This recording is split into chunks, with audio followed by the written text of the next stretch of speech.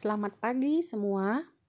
Kita kembali melanjutkan topik perkuliahan kita minggu lalu, yaitu masih di dalam topik akuntansi modal saham. Nah, topik di sini yang kita bahas minggu ini yaitu mengenai penjualan saham maupun pembatalannya apabila itu terjadi. Nah, jadi modal saham yang dijual akan dicatat dalam rekening modal saham sebesar nilai nominal. Jadi, mau kita jual pun dia di atas nilai nominal ataupun di bawah nilai nominal, kita akan tetap mencatatnya sebesar nilai nominal. Nah, apabila harga jual tidak sama dengan nilai nominal, selisihnya akan dicatat dalam rekening agio saham di sebelah kredit dan dis agio saham di sebelah debit, ya. Jadi sama seperti obligasi yang kita bahas sebelumnya, ada selisih jual, selisih lebih atau selisih kurang, kita akan mencatat di agio obligasi ataupun dis agio obligasi. Nah, sama halnya dengan saham, selisih jual beli saham kita catat dalam akun agio saham atau dis agio saham. Ya. Jadi contohnya kalau kita menjual saham, ya kita buat contoh misalnya ya, dijual saham nilai nominal sebesar 1 juta, seharga 1.100.000. Nah, kalau di atas nilai nominal, ya nominalnya 1 juta, kita jual 1.100.000, berarti 100.000 itu adalah agio saham. Nah, jurnalnya ya boleh Anda catat. Ya, jurnalnya berarti ada pertambahan. Apa yang bertambah? Kalau kita menjual saham berarti kas. Ada kas masuk. Kas sebesar 1.100.000. Lalu di sebelah kredit kita akan mencatat modal saham. Atau kalau dia bentuk saham biasa berarti saham biasa sebesar 1 juta. Sebesar nilai nominal, dan kemudian kredit lagi di agio ya bukan dis agio karena dia selisih lebih, agio saham sebesar 100.000 rupiah. Jadi selisih antara harga jual 1.100.000 dengan nilai nominal 1 juta, maka kita catatlah itu di sebelah kredit 100.000 itu adalah agio saham. Nah, itu kalau kita menjual, kita menerima uang tunai. Bisa nggak menjual saham biasa itu dengan aset lainnya? Misalnya, kita menjual modal saham, tapi pembayarannya kita terima dalam bentuk aset. Bisa. Atau kita terima dalam bentuk investasi saham, investasi jangka panjang atau jangka pendek bisa. Jadi tergantung bagaimana si pembeli saham membayar. Apakah dia pakai investasi, ya, surat berharga, atau misalnya dia pakai aset tetap, atau bisa misalnya dengan uang tunai. Jadi apa yang menjadi alat pembayaran dalam pembelian saham tersebut itu kita debitkan dan kita kreditkan saham biasa. Nah, itu transaksi penjualan saham. Nah, kemudian ada juga saham dijual dengan sistem order atau pesanan. Artinya apa? Si pembeli sudah mengorder sebelumnya terhadap si penerbit saham. Nah, penjualan saham dapat diterima langsung seluruhnya atau sebagian. Ya, atau dibayar sekaligus atau juga sebagian dulu dibayar, nanti sisanya menyusul. Nah, jumlah harga yang belum dilunasi dicatat sebagai piutang pesanan saham. Jadi jumlah pembayaran yang belum dilunasi itu dicatat di akun piutang pesanan saham, dan jumlah nominal saham yang dipesan dikreditkan ke rekening modal saham. Modal saham dipesan ya. Saham dipesan merupakan perkiraan yang ini ke rekening modal saham dipesan ya. Ini tambah sedikit lagi. Modal saham dipesan beda dia. Modal saham dipesan dengan modal saham. Kalau modal saham berarti saham itu sudah kita serahkan kepada si pembeli. Kalau modal saham dipesan berarti saham itu masih kita pegang menunggu si pembeli saham itu melunasi. Jadi saham dipesan merupakan perkiraan yang menerangkan bahwa perusahaan berkewajiban mengeluarkan saham apabila seluruh pembayaran pesanan telah selesai. Nah ya, jadi kalau kita menjual belum lunas sekaligus, saham masih kita pegang, kita tahan dulu. Lalu setelah si pembeli melunasi, ya barulah kita pindahkan dari akun modal saham dipesan ke modal saham. Gitu ya. Jadi piutang pesanan saham menjelaskan jumlah pembayaran yang belum diterima. Ya, belum diterima pelunasannya, makanya dicatat ke akun piutang. Jadi piutang pesanan saham adalah pengurang modal saham di ekuitas. Ya di laporan neraca. Contoh, PT Utama menawarkan sahamnya kepada pegawainya. Pegawai diberikan hak untuk membeli saham sebanyak 100 lembar, nilai nominal 1.250, dijual dengan harga 5.000 per lembar. Ya, jadi ditawarkan kenapa kepada pegawai, ada bisa seperti itu ya. Jadi diutamakan dulu ya pegawainya. Ya, ada nggak yang mau beli saham? Biasa seperti itu. Jadi di pihak internal, kemudian kalau misalnya tidak ada yang mau atau masih bersisa sahamnya, bisa ditawarkan ke luar. Ya, dijual dengan harga 5.000 per lembar. 10 orang pegawai mengajukan permohonan pembelian dan menyerahkan pembayaran 50% dan 50% dibayar 6 bulan kemudian. Nah, bagaimana kita mencatat jurnal pemesanan saham tersebut? Maka kita catat ke akun piutang pesanan saham. Ya, sebesar berapa? 5 juta. Kemudian saham biasa dipesan 1.200.000. Dari mana 5 juta? Itu tadi yang dijual adalah berapa? Yaitu 100 lembar. Kemudian harga jualnya 5.000 per lembar, berarti 100 dikali 5.000. Berarti 5 juta. Itulah nilai piutang pesanan saham. Kemudian saham biasa dipesan 1.250.000, yaitu sebesar nilai nominal yaitu 1.250 kali 100 lembar, yaitu sama dengan 1.250.000, dan selisih nilai jual dengan nilai nominal dicatat ke akun agio saham, yaitu 3.750.000. Nah, ketika diterima pelunasan 50%, dicatatlah itu kas 2.500.000, 50% berarti 50 lembar saham. Dikali 50 lembar kali harga tadi 5.000, berarti 2.500.000. Berarti piutang pesanan saham berkurang 2.500.000. Ini pada saat pelunasan yang 50% DP atau uang pembayaran pertama. Nah, kemudian 6 bulan kemudian pada saat si karyawan membayar yang 50% lagi, akan dicatat kas 2.500.000, yaitu untuk 50 lembar saham dikali 5.000 rupiah per lembarnya. Berkurang piutang pesanan saham 2.500.000 ya. Berarti lunas. Nah, sekarang saham biasa yang dipesan ini itu akan kita pindahkan menjadi akun modal saham. Artinya kalau dia saham biasa dipesan, berarti saham itu masih kita pegang dokumennya, suratnya, ya kan? Lalu setelah dia lunasi 6 bulan kemudian, saham biasa dipesan itu kita akan pindahkan ke akun saham biasa atau modal saham.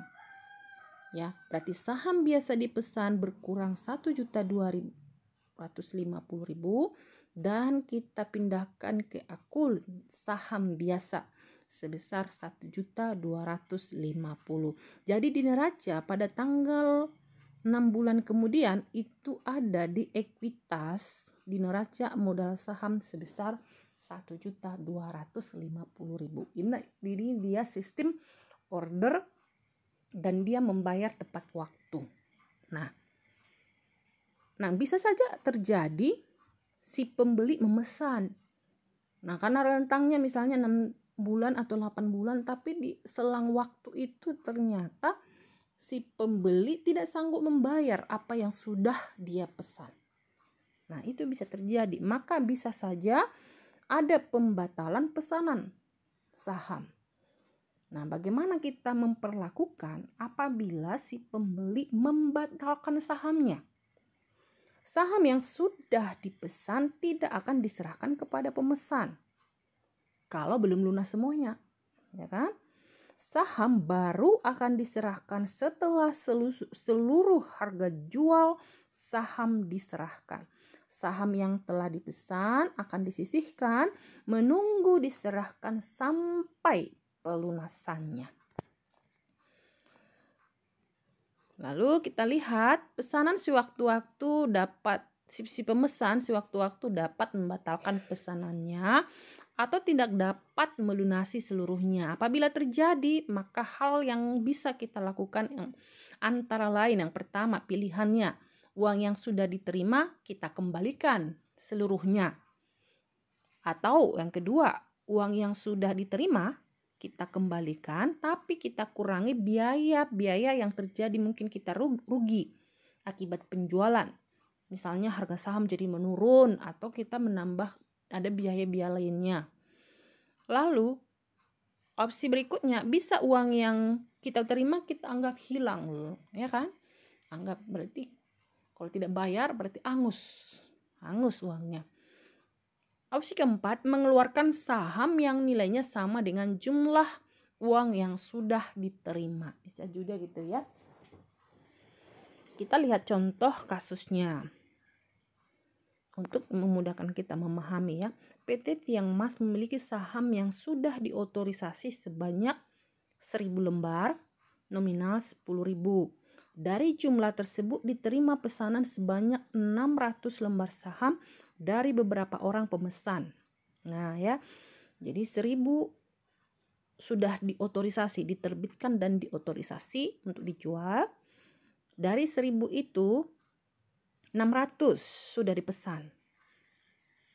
Pada kurs pada waktu itu adalah 110%, dibayar 60% tunai dan sisanya kredit.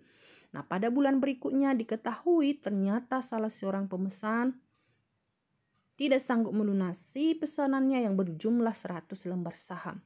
Saham tersebut dijual kembali pada kurs 105%. Nah, itulah peristiwanya.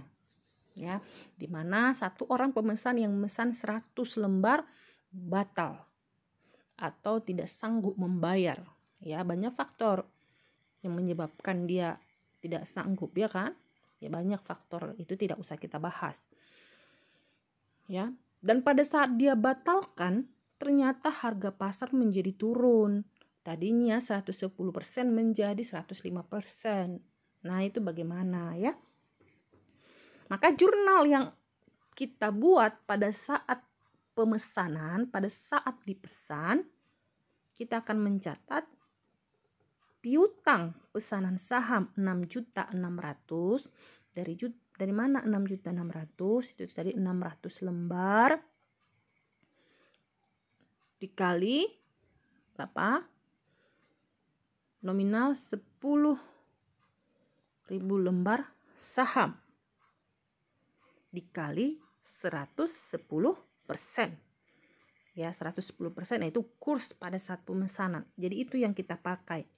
Jadi piutang pesanan saham 6.600.000, yaitu tadi 600 lembar yang kita sudah dipesan kali nominal 10.000 lembar dikali kurs 110%. 6.600.000. Kemudian kita catat modal saham ya dipesan ya. Itu sebesar nilai nominal yaitu 600 lembar dikali 10.000 per lembarnya atau sama dengan 6 juta. Selisih nilai nominal dengan harga jual itu dicatat di akun agio saham sebesar 600.000. Itu pada saat pemesanan.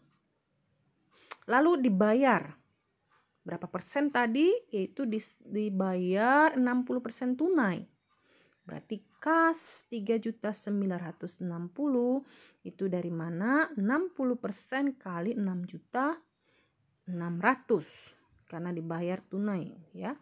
Pada piutang pesanan saham 3.960.000 ya, sudah dilunasi, sisanya 40% menyusul ya. Ternyata belum sampai waktu yang ditentukan si pembeli tidak menginfokan tidak sanggup membayar. Maka ada opsi-opsi yang bisa kita perlakukan untuk kasus tersebut. Yang pertama, apabila uang yang sudah diterima dikembalikan kepada pemesan. Bagaimana kita buat menjurnalnya? Ya. Modal saham dipesan berkurang 1 juta. Kenapa 1 juta?